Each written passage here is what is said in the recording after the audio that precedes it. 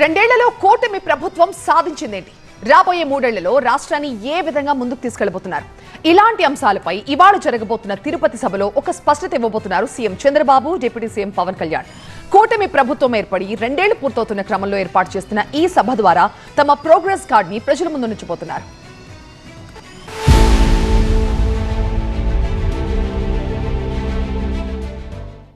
రెండేళ్ల క్రితం ఏపీలో అధికారంలోకి వచ్చిన కూటమి ప్రభుత్వం ఎన్నికల హామీల అమలుపై దృష్టి సారిస్తూనే పెట్టుబడుల ఆకర్షణ, పారిశ్రామిక అభివృద్ధి, అమరావతి, పోలవరం వంటి కీలక ప్రాజెక్టుల పురోగతిపై ఫోకస్ చేస్తోంది.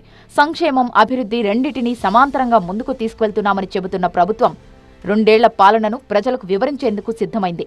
ప్రభుత్వ సంక్షేమం, అభివృద్ధి, సుపరిపాలన కార్యక్రమాలను ప్రజలకు వివరించేందుకు భారీ స్థాయిలో ఏర్పాట్లు చేశారు. IIHM స్టూడెంట్స్ ప్రపంచం మొత్తం ఉద్యోగాలు చేస్తూ లక్షల్లో జీతాలు సంపాదిస్తున్నారు. ఇప్పుడే చేరండి international institute of hotel management. రాష్ట్రంలోని 3 ప్రాంతాల్లో 3 సభలు నిర్వహించాలని భావించిన ప్రభుత్వం ఇందులో భాగంగా ముందుగా తిరుపతిలో సభ ఏర్పాటు చేయాలని నిర్ణయించింది. దీంతో ఈ బహిరంగ సభకు ప్రత్యేక ప్రాధాన్యం ఏర్పడింది. ప్రతి ఇల్లు నిన్నే నిన్నే పిలిచింది, ప్రతి గడపానికే స్వాగతం అంటోంది, ప్రతి మనసు నువ్వే గెలవాలంటోంది. బీజేపీ, జనసేన, తెలుగుదేశం జెండాలు ఊపండి, ప్రతి ఒక్కరి చేతిలో ఉన్న జెండాలు ఊపండి.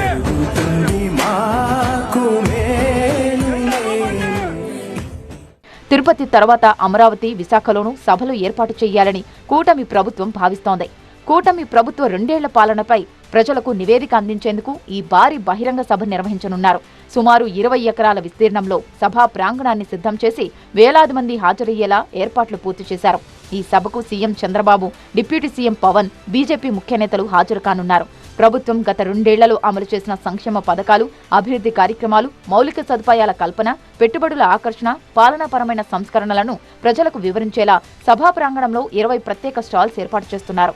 వివిధ శాఖల పనితీరును ఈ స్టాల్స్ ద్వారా ప్రదర్శించనున్నారు.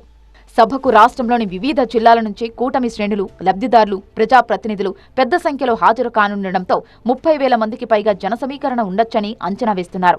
భారీ జనసందోహాన్ని దృష్టిలో ఉంచుకొని భద్రతా ఏర్పాట్లను కట్టుదిట్టం చేశారు. సుమారు 2,000 మంది పోలీస్ సిబ్బందిని విధుల్లో నియమించగా జిల్లా కలెక్టర్, ఎస్పీ స్వయంగా ఏర్పాట్లను పర్యవేక్షిస్తున్నారు.